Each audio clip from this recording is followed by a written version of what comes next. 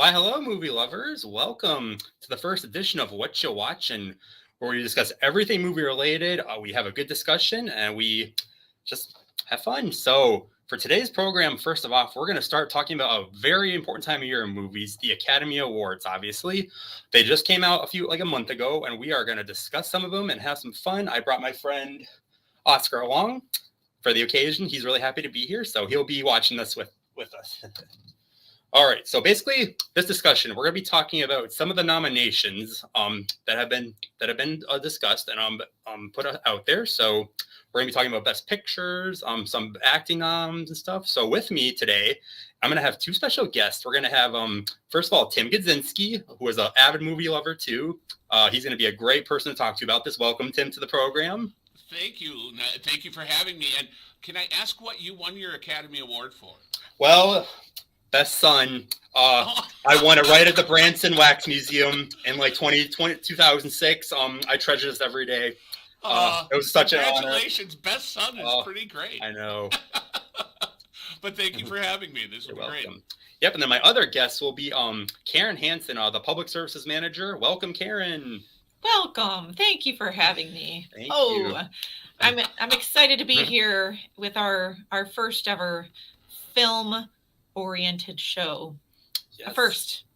That's true. Yes, we're excited. So the reason I wanted to do this program first is I have a personal love for the Oscars. Ever since for a while back now, I have tried to watch every single nominee for Best Picture, all the acting noms, and then I rank them, see if I agree with them or not. So this is gonna be fun because I like to talk a lot about this. So do you guys have any stuff like that you've done in the past with the Oscars, stuff, anything similar? Karen, I'll defer to you. Not really. For sports people out there with their, fantasy football or whatever, I'm absolutely not like that. So I'm a nerd, and this really does work for me. Maybe I'll have to follow after you. Or you should. It's pretty fun. When I was a kid, I just remembered this. I actually won a $25 gift certificate when the Capitol was still a movie theater in town. Oh, okay. I won picking the Academy Awards. I think I was in, sixth grade, fifth or sixth grade. Nice. And I just got lucky. But then, here's the twist. I grew to hate all award shows. And it had to, Sure. I had to be with me wanting to be an actor. And so while I was trying to be an actor, the last thing you want to hear about all the time, at least that I wanted to hear about, was more acting. I would have rather done fantasy football or talked about anything, art, absolutely anything. But but I'm still kind of obsessed with it. Even though I don't watch it, I intensely don't watch it. Oh, okay. I see how it is. So, sure. Yeah. There we go with my tide. All right. Well, thanks for sharing your backstories, guys. Certainly. Let's do on with it then. Let's do some talking. All right, and we should lay out the ground rules, right? That we're going to dedicate 5 minutes to each of the major pictures that we discussed, correct? Yes. So we're not going to talk about all the Best Picture nominees because there's 9 or 10 of them, so we can't obviously discuss all of them. And we're going to talk about 5 nominees, it looks like, and all the acting noms associated with it. So we're going to just try our best. And then at the end, if we have time, we'll discuss other nominees that we think are important to discuss too. And that's this is how it goes. And if anyone watching wants to chime in, that's allowable, right, Matt? Yes, it is. Please share your thoughts, ask questions. We really encourage it. Please do. Okay, away we go. The first movie up, of course, must be our friend Barbie. All right, so Barbie. This is a pretty controversial one this year. Here's my thoughts. So it's a great movie. It's a great blockbuster that made a lot of money. It has a good message. In my opinion, though, I don't think it's Oscar worthy per se. The noms for this one are Best Supporting Actor for Ryan Gosling for playing Ken, and then there's America Ferrera for Best Supporting Actress who plays a human character in the movie. So, what are you guys' thoughts? Do you guys like it? Do you agree with the noms? What do we think?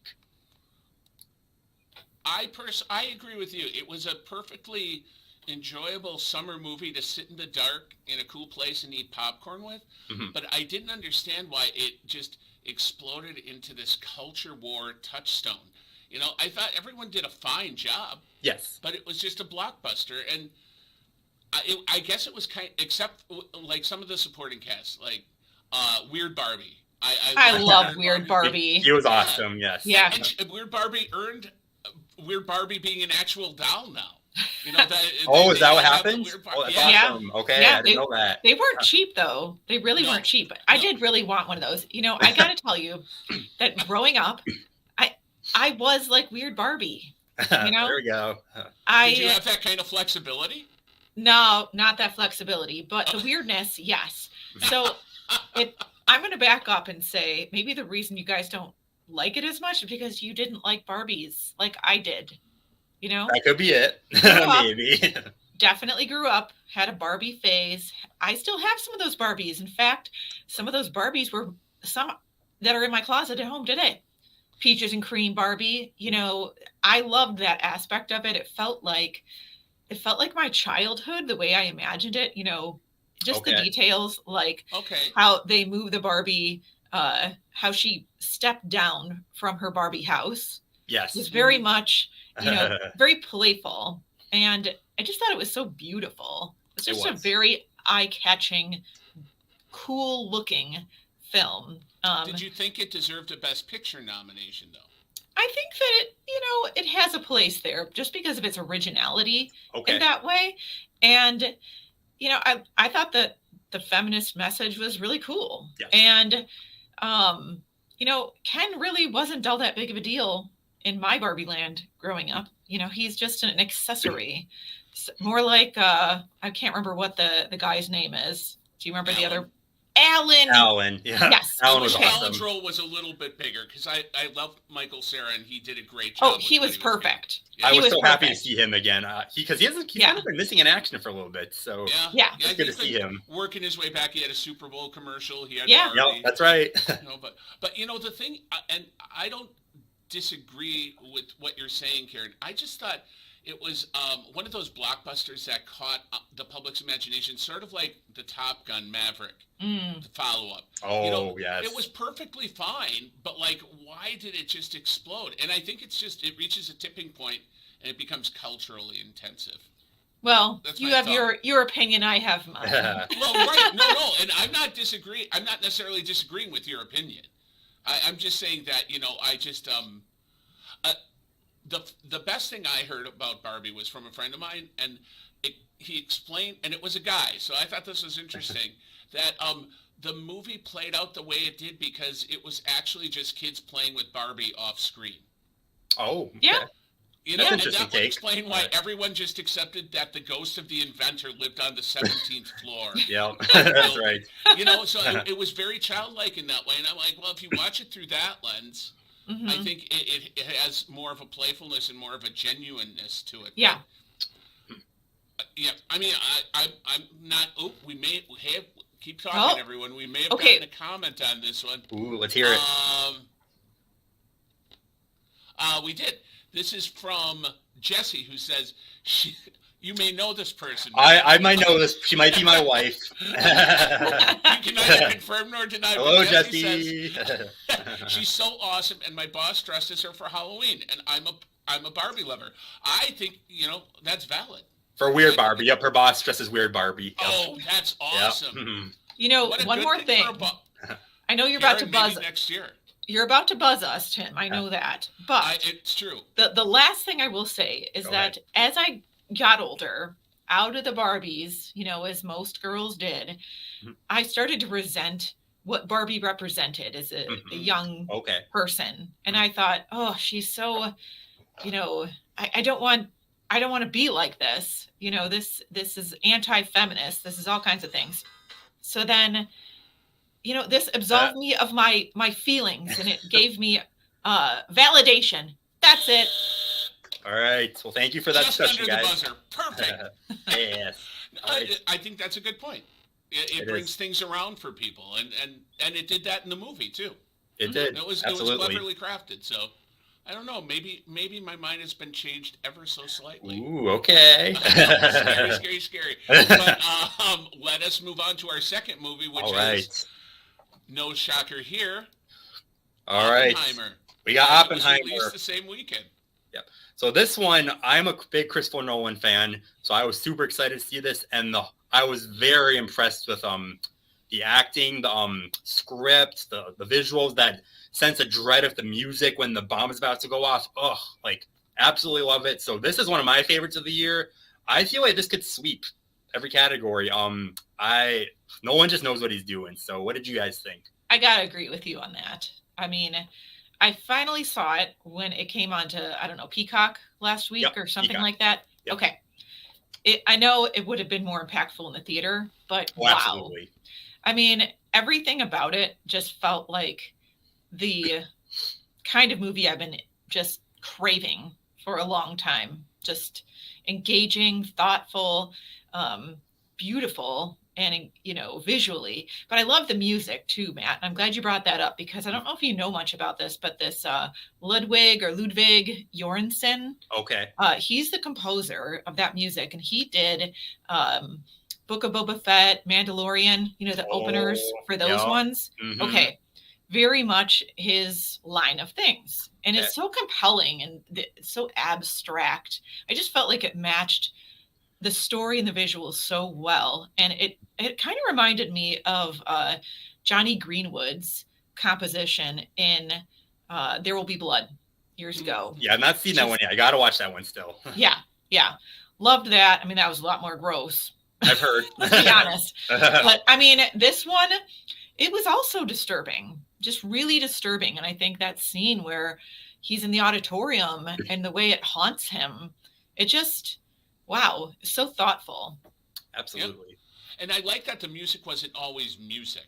You know, you don't get that much anymore. It used to be more prominent, like in Hitchcock movies, where they would just sustain tension by playing instruments, but not necessarily what you consider, you know, something that you'd want to listen to and, you know, have a glass of wine and relax at home. You know, what, you don't want a glass of wine with tones and dissonance? Not so much, really. But no, but I did love it. I do love tonal music too, so that was fun. And I think it's interesting that I always say his name wrong. It's either Killian or Cillian. Killian. It's Killian. Is it Killian?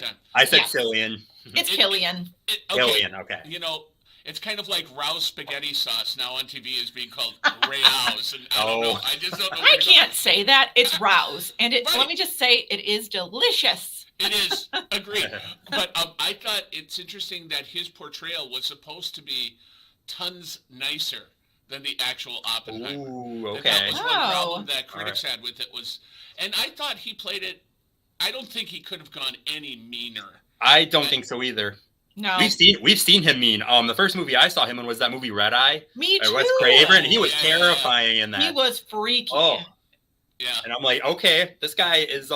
I've never been scared by an actor since then in a role. That's one of the few roles that actually scare me. It's just so tense. So I think the way he toned it down in this movie, he's just such a good actor. So I think he might take it possibly. And then Downey Jr. is for nominating. Excuse me. I didn't recognize Robert Downey Jr. at first. I'm like, oh, that was him? Iron Man. Like, wow. That's Iron Man? He's not all buffed out for a superhero role. No, so maybe they let him go au naturel with his hair, too. Yeah. You know. Well, and I also liked how they had just so many actors from all over the spectrum, including like Josh Peck from Drake and Josh. Yeah, my Jesse really saw that, yep.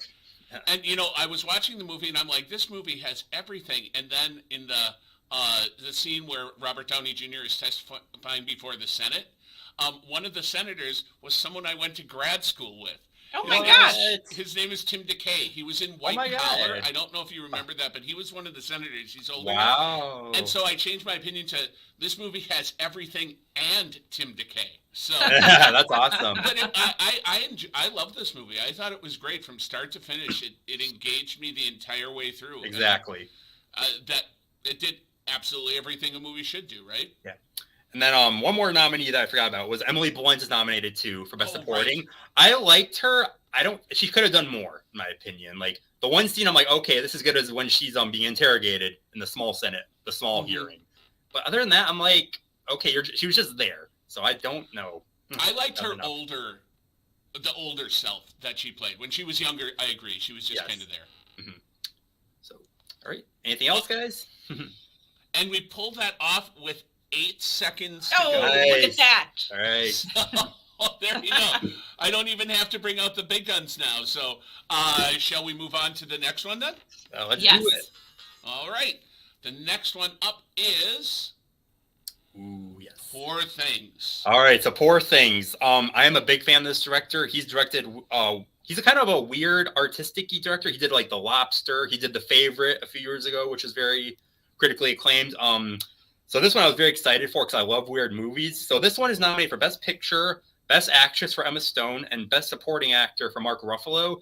I love this movie. Like, I love weird movies. I loved Emma Stone is a great physical, like with her face and her body movement. She is a great physical actor too. So I was very impressed with her performance. Mark Ruffalo really surprised me in this movie. He plays such a I can't swear on this feed, so I'm just gonna say obnoxious I don't know what to say. Jerk. Very obnoxious jerk, very slimy, sleazy, and I don't see that in many roles from him. He's usually the cool, the nice guy you want to hang out with and stuff. He's the Hulk. You want to hug the Hulk, and so seeing him in a role like I this, don't want to hug the Hulk. You don't want to hug the Hulk? No, maybe Bruce Banner, but not the Hulk. So I was very, very impressed with his role, and he's one of my favorites. So, and the movie in general, the visual style, just very impressed. So, have you guys seen it? What do you guys think?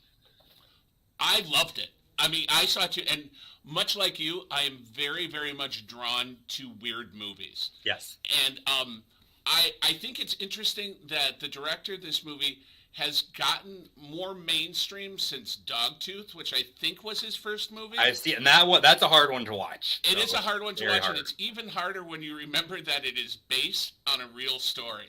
That I did not know. That makes it even worse now. Yes. I'm glad I could make your life a little worse. But he, his transition, he transitioned, from that movie to this movie. Now, I would argue. Now, Karen, have you seen this one? You know what? I'm going to admit that I haven't. However, a weird fact about me is that I don't mind spoilers, and I read about the whole plot. Okay. I actually, I'm good with that. I know the story, and it doesn't bother my experience, but it's a freaky premise. It is. So having not seen it, obviously, my opinion is not much. Jesse agrees with you that Mark is a slime ball. Yes, he was. Thank you, Jesse. Hard not to agree with that, but he was a slime ball in what was that movie? With Jim Carrey.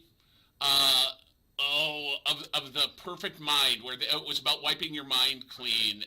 Is that Eternal Sunshine of the Spotless Mind? I love that movie. But he was a jerk in that too. I've not seen that one actually. I'm sorry. But he can go back and forth. But did you say Mark Ruffalo was the jerk in that? Yes. He was. No, he wasn't a jerk. He was not a jerk. He wiped a. He felt bad about it. He did not. He got caught. But that's the only reason. And it was poor Kirsten Dunst. I mean, I know. She's helpless. She's like a fawn. It's like wiping a fawn's mind and saying, "Now you love me." It's like, all right. But I would argue, and this is my argument, that this is much more of a feminist movie than Barbie. I agree. I completely agree with that. That it is, and it's because it's just not about her journey from, what she started to becoming a woman. Yes. It was about becoming a complete person. Exactly. It wasn't just, the feminine was in there, but it was all messed up with other stuff. And Willem Dafoe also should have been nominated, I would have to say, for this. He's always great. I think he got nominated for a Globe, but not an Oscar. But okay. But the Globes, who cares about them? Agreed. Foreign press. But, come on. No. I have actually held a Golden Globe. True. What? It's very heavy. Very heavy. Yes. How did you get to hold a Golden Globe? It was a special. Okay. It was when I was working near Northwestern. And there was a archive there. And they had in their archive a Golden Globe. And we passed it around while we had lunch. It's very heavy. I'm jealous now. I've held a Tony. I've never held it. But those are kind of small. I've only had this fake thing. And that's for Best Son. Don't ever forget it's Best Son. That is quite an award. Just ask anyone in my family. I would never win Best Son. Even if I was the only person in the running. But and also I loved how how Poor Things was, in my mind anyhow, loosely constructed with Bride of Frankenstein involved as well. Yep. They hammer it home or anything, but it was there. And I'm pretty sure it was based on a book too, and I didn't know that. And I'm like, oh, I want to read this book now because who writes this stuff? Yeah, was it called Poor Things? Yep, it's like Poor Things, and it's like bunch of other stuff after the title, like after some semicolons. I don't remember the whole title. Yeah, I think that. Go ahead. Oh no, go ahead. Go ahead. I was just gonna say, that kind of storyline, that kind of trope is like just an age-old kind of human fear factor. Mm-hmm. It makes you question, what does it mean to be human? Exactly. And what I do know about the film, I mean, it makes you dig deep in those ways. Yeah. And it's shockingly funny, and it has the best line in the movie. I must go hit that child now. I remember that part. Yeah. The whole year. And but I think you'd enjoy it, Karen. I think so too. Yeah. It's a surefire winner in my opinion. And they filmed another movie, her and the director, immediately following it. Like they went right into it, and it's coming out later this year. I can't remember the name. Okay. Of it, but I read it in an interview. Okay. So. And then I hear about that. Sweet. Yeah. All right. And Emma Stone is a producer on this film as well. Perfect. Look at that. We were on time. Yay, sweet. We're doing good. Just for Kurt. Sure. Okay. So on to the next film, which is another really good movie. Not surprisingly, it's best picture is The Holdovers. All right. This is The Holdovers. This is probably my favorite one. One of my favorite ones. I've only seen one Alexander Payne film, which is The Descendants. I know, Karen, you love Sideways, which I got to watch. I mean, I don't know that I love it, but I can appreciate it. Well, The Descendants was awesome, so I was expecting a lot from this, and I loved it. Paul Giamatti is just such a great presence. He's so charismatic. He knows what he's doing. The story was awesome. I wish and I can't recall the actor's name that played the kid. It was his first movie, and I thought he should have been nominated, quite honestly. Yeah, he was fantastic. First film role, I was very impressed. He got the emotions down, the acting right. I don't know who he would replace though, so that's tricky. Yeah, he was so believable. I mean, just absolutely believable, so unaffected. And my wife and I left the movie, and we looked immediately what else he had been in, and we're shocked to find out that was his first. That was his first. That was his first. Yeah. Yep. I gotta know his name, so I'm gonna look it up now. It's Dominic Sessa. Something That's like that. The one. Something like that. Yeah. Who needs the internet when we have Matt? Yeah. But I had to think there for a minute. Yeah. And then you can go ahead, Tim. No, go ahead. Okay. I was gonna say the other really the Divine Joy Randolph is Mary. Oh yeah. Very not like the biggest acting performance like in your face, but so like real and like honest, and that grief she has through the entire film. Just and I know she won the SAG award, so that's a good indication she could win the Oscar for best supporting. She might. But that duo was so good. The feel of that film, I loved the period feel, just visually. I know they did a lot in terms of different filtering and techniques to make it look like it from the 70s. I mean, it was fantastic that way. I have to say, it kind of reminded me in some ways of like a Wes Anderson. Just in like a Rushmore or that kind of coming of age story with just an unlikely person who becomes your mentor, the person that takes the fall for you. It's not like we had the Zoom, the signature Wes Anderson kind of feel or anything like that. But there was just a sort of a little feel that reminded me of that. Mm-hmm. Did either of you see Licorice Pizza? I did. Yes. Same thing. It reminded me of that. It had that same kind of vibe. Yes. I thought, anyhow. And it did. My daughter actually did go to a boarding school, a prep school. Oh, and so they got that feel down, to a T. And the people that got left behind at her school, it was primarily Chinese students who just... Okay. It didn't make sense for them to go home for the little amount of time they got to for winter break. But like getting left, you would see it was accurate. It was super accurate. And I also just loved, and this is about all the best picture noms that I've seen, is they're so smart. They don't shy away from this year from doing movies about smart people or people who become smart. Okay. Mhm. And I thought that was interesting because in a lot of years, there's a little bit more flash and zazz. Because I think Wes Anderson, who I love, you Yeah. know, Same. Me you too. know, it has a lot of flash and zazz going for him. And I think Asteroid City should have been up for Mm. Best That was a Picture. pretty I good loved one. it. Yeah, I did like that one. I told you that alien scene. I was dying laughing the whole time. Yeah. I haven't laughed that hard in a movie in a long time. I It have was to so admit, schlocky. I the know. movie I laughed hardest at was The Beekeeper lately. Oh, I haven't seen that yet. Which won't be up for any awards. I don't even. It's too good to be even up for Razzies. But there was one point in the movie where I almost stood up and cheered. It got so bad, Oh. and I was just over. I was won over by the badness. And we have another comment that just came in, and it is from someone you may know, Matt. Same here. I love the movie, and the acting in it was just wonderful. Agreed. Just absolutely fantastic. And I've loved Giamatti since I first became aware of him in Private Parts, the Howard Stern movie. Mm. When I played think pig vomit was. I think the first one I saw him was Big Fat Liar. Oh yeah. And I'm like, He okay, was this guy's blue in that, funny. right? Yep. He was really funny in that one. So I'm like, Yeah. He okay, I like plays- this guy. He plays a good grump, you know? Oh Yeah, another great grump. sleazeball. Oh, Yeah. And I love it when he's on Stephen Colbert, like watching him and Colbert nerd out about Lord of the Rings Ooh, and The okay. Hobbit is an absolute joy.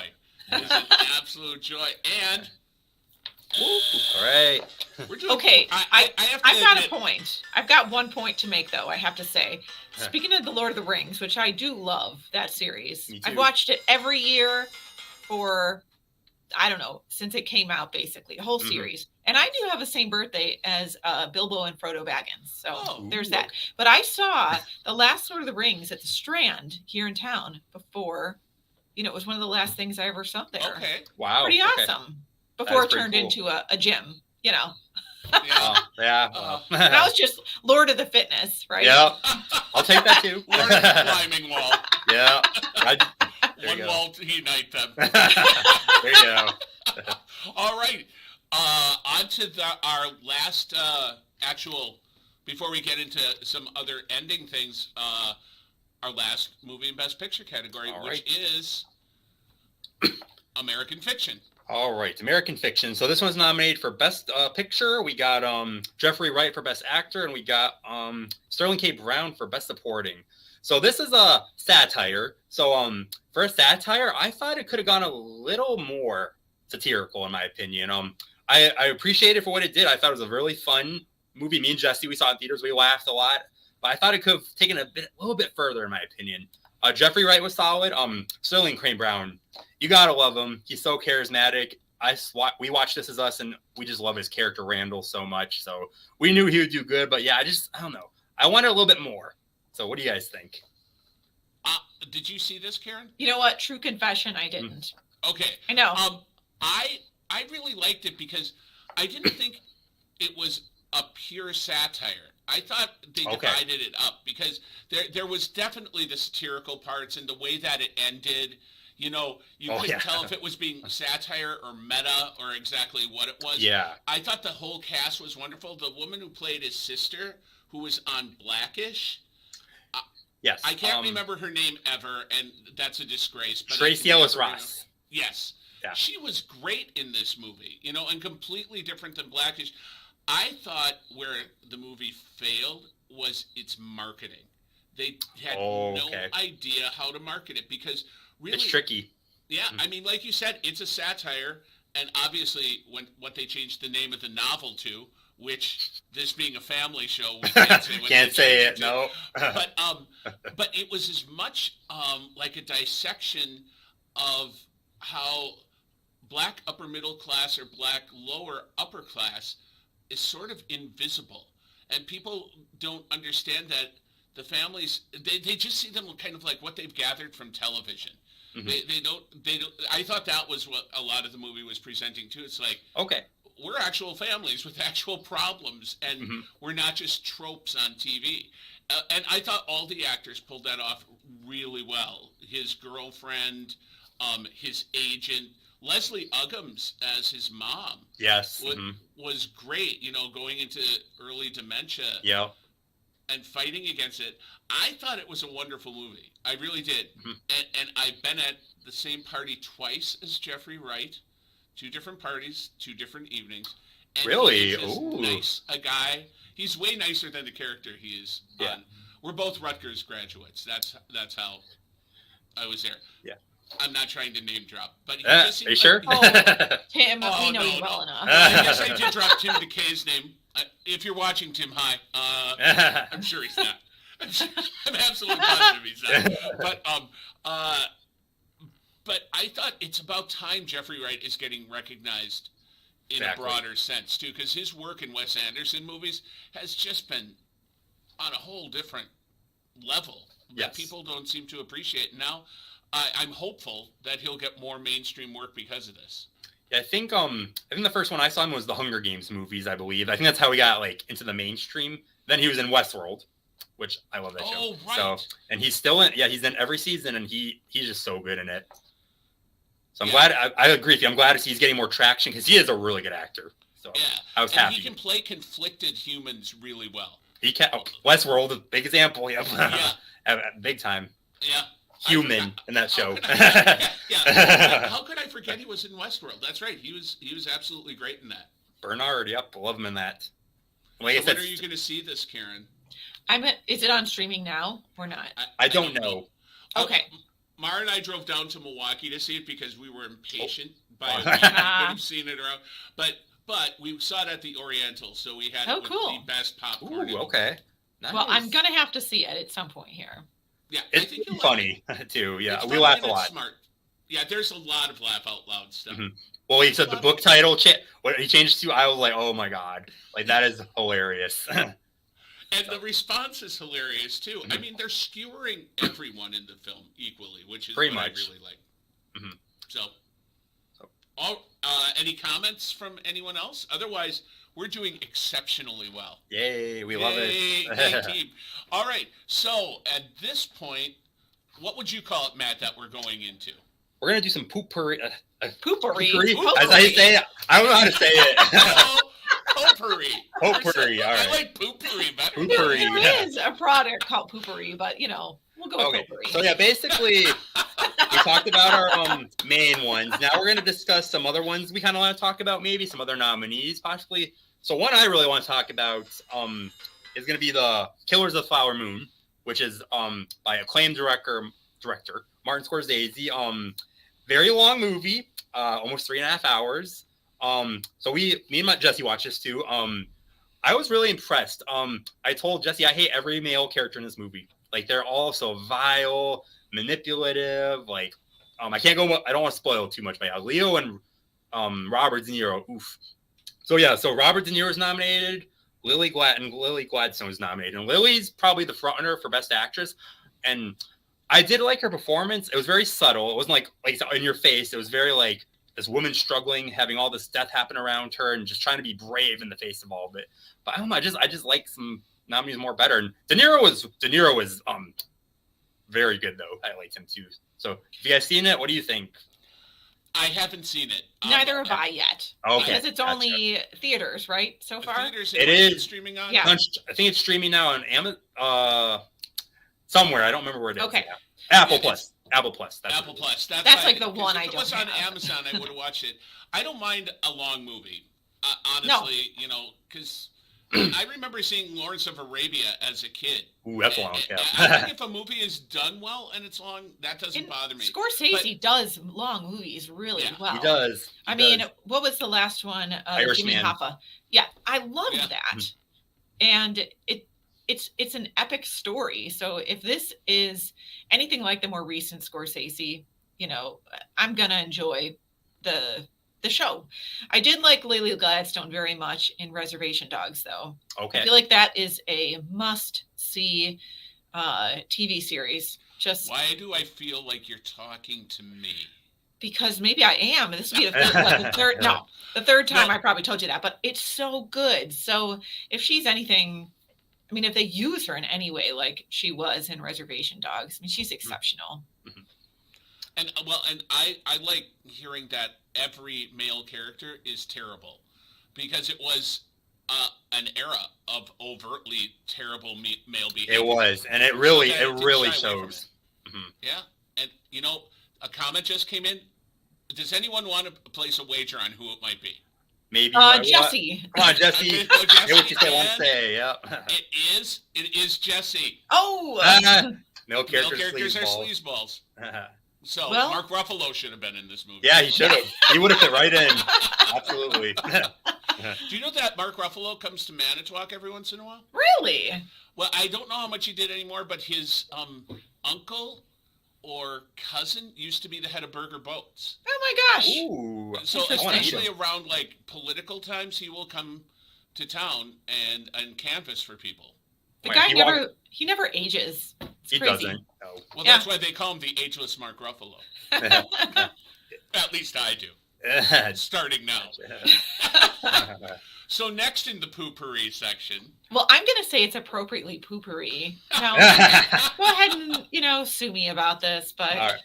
now, I think the one redeeming thing, like it or not, or agree or not, is Carrie Mulligan Yep. in this. I thought that, wow, she really transformed. And it was, I mean, I feel like that, $86 million was it, budget? It was probably just for makeup for the couple of them. Yeah. I mean, can see that. that was something, but outside of that, this was one. It was hard for me to just slog through.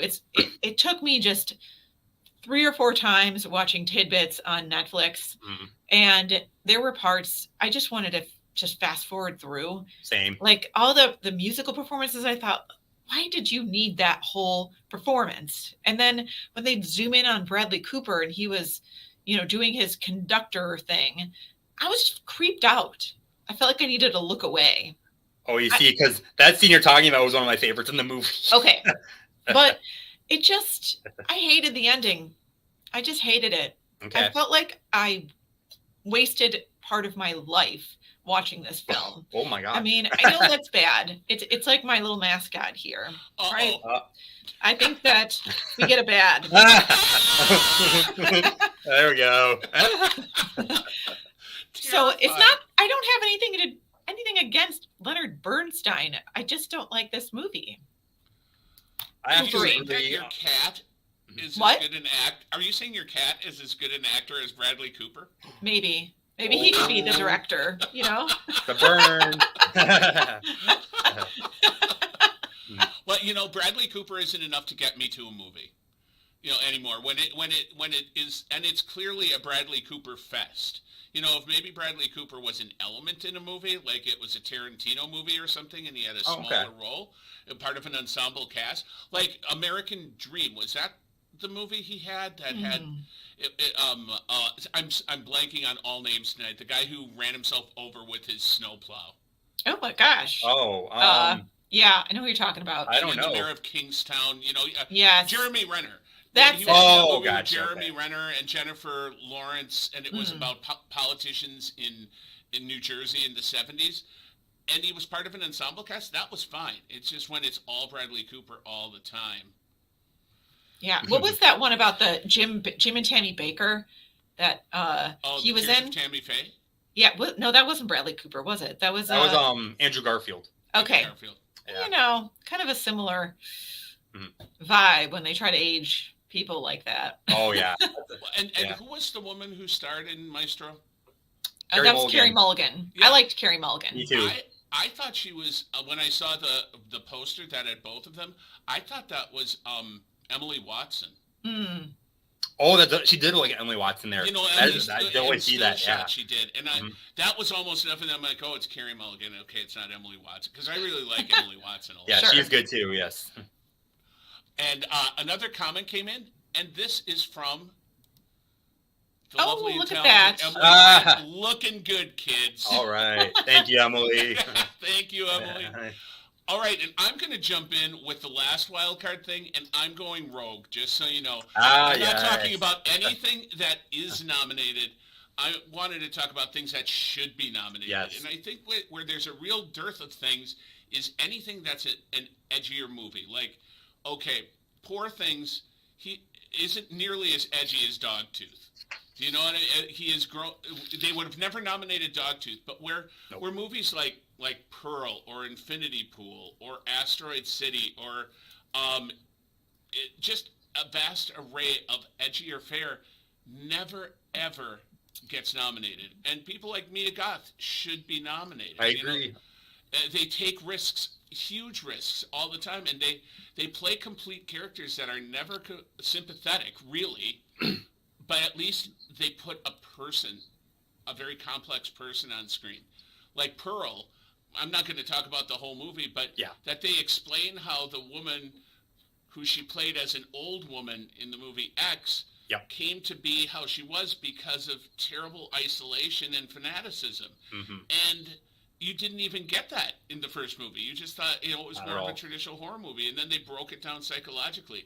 But I just wish there was more edgy fare that found its way into the Oscars, and not just the Independent Spirit Awards. Gotta say, go ahead. Oh, no. I mean, I know they have their own awards, but I wish it was, these are mainstream successes, so why shouldn't they be included? Mm-hmm. Kind of weird thing about Mia Goth, though, is that she was in Emma. She was. Yep. I know, and she plays such an innocuous character. Mm-hmm. But as I understand it, I haven't seen this, but I do understand it is brutal, right? It is. Yes, it is. Quite the contrast. Yes. And Infinity Pool as well. She was. She played a brutal. Ooh. It's another sleazeball. It's kind of hard to reconcile somebody who plays it's almost typecast as somebody who's just brutal with when they play someone cheerful. I mean, it's like seeing. I don't know if you've ever seen the movie Straight Story. Nope. It's actually okay. It's a David Lynch. It's called David Lynch's warmest film, and it is David Lynch's warmest film. But there you have kind of a guttural feeling seeing similar David Lynch shots, but it's not at all scary. Mm-hmm. But there's just a flinchingness when you see that. Yeah. I just feel like the Academy doesn't they don't reward like edgier movies, horror movies. Like I know one of the biggest ones from recent years was Toni Collette snubbed for Hereditary, and people always talk about that, and I agree. And I just wish they give horror movies like the praise they deserve, because they're awesome. There's some great critically acclaimed ones. Like I don't understand why they're not nominating these actresses in the movies, because it's a genre still. Like give it some love. Yeah. I agree. I totally agree. And another one that wasn't a straight up horror movie, and I'm blanking on the name of it, Nicolas Cage's last movie. Unbearable Weight of Massive Talent? Or no, which I liked a lot. No, this was the one about the college professor, Pretty Milquetoasty, who started showing up in people's dreams. Oh, I don't know about that one. I don't think. Is that Color Out of Space? You mentioned that one. That's like no. It's that I love too. Okay, I mean, that's so Lovecraftian. But it's like Stranger Than Fiction, but way weirder, right? Way weirder and way less funny and way less. Dream Scenario. Dream Scenario. Oh, that's okay, it. yeah. Why not nominate Nicolas Cage? He's won an Academy Award. He's starting to do really great roles again. Yep. He's not just paying taxes anymore. Honestly, reward him for, with just a nom, or at least talk about a nom or something. Because I agree. Dream Scenario was really good, also very uncomfortable. I gotta watch that still. That might be the most uncomfortable movie of the year for me, of all the. Ooh, now I really want to watch it. All right. I'm interested now. It's a squirmer. I good. Love it, though. Love it. And that's what we all had slated to talk about. All right. Well, now we're gonna take us home, Matt. All right. Now we have some. We polled all of us. We have some predictions to open. So we each picked our who we want to win and all the acting noms and the best picture. So let's get started. So first up, best supporting actor. Let's see. It's opening up. So suspenseful. Just don't get a paper cut. Great. Is that covered by Workman's Comp? Yeah, I don't know. And the winner is Mark Ruffalo for Poor Things. Yay! That's all right. Woo-hoo-hoo. Good choice. Congratulations, you did good. Mark. All right, sweet. I'm very proud of him. And then, there we go. Best supporting actress. Also, Mark Ruffalo deserved it for that dance scene they had. Him and yes. Stone's dance scene was phenomenal. Okay. And Best Supporting Actress, we agreed on. It's a three-way tie. We got Jodie Foster for Nyad, which is a great movie too. I did like Nyad. Yeah. Emily Blunt for Oppenheimer and Divine Joy Randolph for The Holdovers. Ooh, we got differing opinions on that. It could be Divine. I'm gonna say Divine could win. I Yeah. picked Jodie because I thought she was great in that. So I just love Jodie Foster too. I picked Divine. I also thought, but I'm not surprised that we all picked different people because the Best Supporting Actress category always seems to be the most contentious category. Yep. In the awards. Yeah. So Gotta say, Jodie Foster didn't wear any makeup in Nyad, and Nope, neither did not at Annette all. Bening. Nothing. Oh, that's cool. Yeah. They did. Nope, they did not. They Nope. insisted. I thought it was great. Nice. All right, we got Best Actor. Great. And we got Cillian Murphy, Oppenheimer, Yay! which I agree with. I think he's Me totally too. taking that role. Absolutely. He's gonna kill it. Oh, Killian. I still give Giamatti a chance, though. He could, so He did we will win. see. And Emily also wanted to add, those are some great looking Oh. envelopes. Yeah, Emily did those. You did it. Thank you, Emily. They're pretty again. cool. Thank you. All It right, does we have got a winky face also. So. okay, we got Best Actress. All right, and our prediction is Emma Stone. Yay. I Yeah. think she deserves it. I really do. I hope so. I know Lily's probably gonna win, and I'm very happy for Shiz, but I thought Emma was just so good. Yeah. So And I think she half expects Emma Stone, who knows she did a good job, Mhm. and she produced the film as well. I think she wouldn't argue that award at all. gotcha. And finally, Best Picture. Oh, the suspense is killing me. This I is suspenseful. can't do it. Dun dun dun. And we got Oppenheimer. Oppenheimer. Yeah, making so Best it home. Picture. That would not surprise me at all. I think every category it's in. I agree pretty much everything. Like I think it's gonna sweep a lot of awards. It could be a clean sweep. We don't. Who knows? But I think it's gonna get most of the night. Did each of us choose Oppenheimer? Yep, that was the only one. Okay. I did not. You did, I yep. did not. Oh, well, you're overruled, Tim. I'm overruled a lot. Oh. I thought we were going for what we personally thought. What did you think then? Poor Things. Poor Oh, Things. okay. Okay. Okay. I love that movie. If Asteroid City had been up, I would have voted Asteroid City. All right. Fair enough. Okay.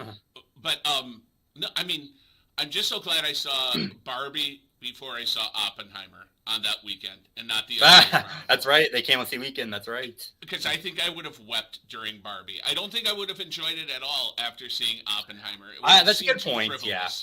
That's a good point. Yeah. It's like I guess Barbie would be a palate cleanser if you saw Oppenheimer first. But If you need a pick me up, right? Yeah. yeah, It's a it's tough like having one. a snow cone on a brutally hot summer day, Right. or something. Or something. Well, Matt, thank you for inviting us. This was a lot of fun. Yeah, this was awesome. Thanks for coming, guys. I really love talking about movies. I love talking about movies with everyone, with friends, coworkers. I had a great time. Thank you for coming. Awesome. Well, it was great being here. Right. And now, I guess it's time to say goodbye, right? All right. Yes. All right. Those watching, thank you for listening to us talk about movies. Please, we're gonna have 2 more this year. Hopefully, we're gonna have one on summer blockbusters. We're planning one on horror movies, which is my favorite genre. Oh, So I love please, horror movies. I might have new special guests. I might have the same guest. We don't know. Who knows? Karen You'll won't have be to here tune for in. horror movies because she's Oh, come on, Karen. I know. That's scary enough. That you can bring I that in. Well, Matt, thanks for inviting us. This was great. Thank you. All right. Thank And you. Thank you for watching, guys. I hope you have a good night. See you next time. All right. Bye-bye.